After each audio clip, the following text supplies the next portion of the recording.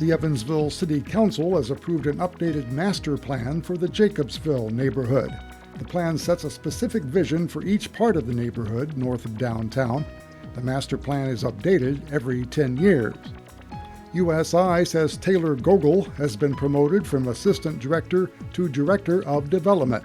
Gogol will plan, manage, and direct development efforts for USI's funding priorities and collaborate on projects and events. He will also serve as a primary gift officer. A child is credited with waking her family members when a fire broke out inside their Newburgh home Friday morning.